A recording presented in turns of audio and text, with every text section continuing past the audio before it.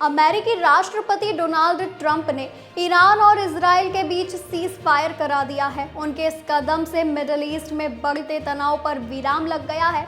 युद्ध विराम ऐसे समय हुआ है जब ये तनाव ईरान और इजराइल से बाहर निकलकर मिडिल ईस्ट के अन्य देशों में भी पहुंच गया है।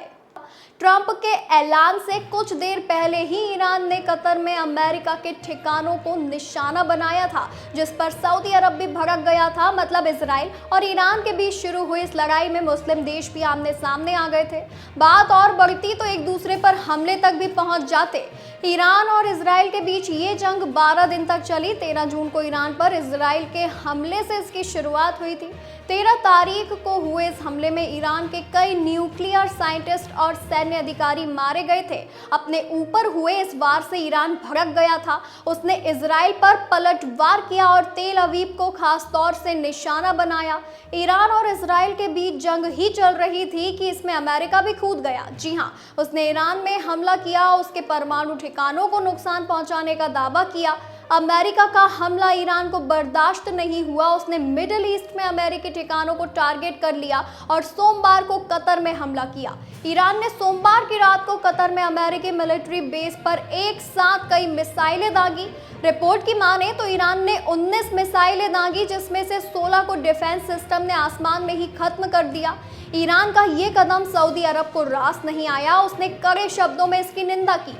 सऊदी अरब ने कहा कि यह गैर जिम्मेदाराना कदम है, जिसे किसी भी हालत में सही नहीं ठहराया जा सकता है।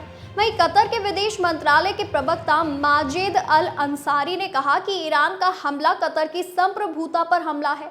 अंसारी ने कहा कि कतर के पास हमले का जवाब देने का पूरा अधिकार है। कतर और सऊदी के बयान से साफ है, वो ईरान के हमले को बर्दाश्त नहीं कर रहे थे। सीज फायर नहीं होता तो वे ईरान के खिलाफ कोई कदम भी उठा सकते थे। सऊदी कतर अगर जंग में कूदते तो 1980 की यादें ताज़ा हो जाती। ये वो दौर था जब दो बड़े मुस्लिम मुल्कों की लड़ाई हो रही थी।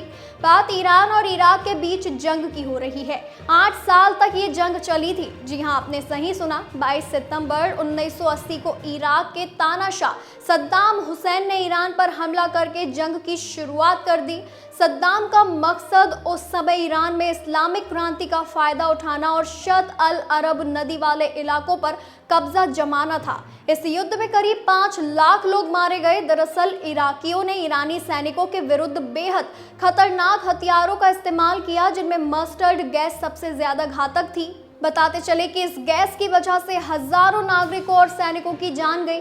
लाखों लोग घायल और विस्थापित हुए थे।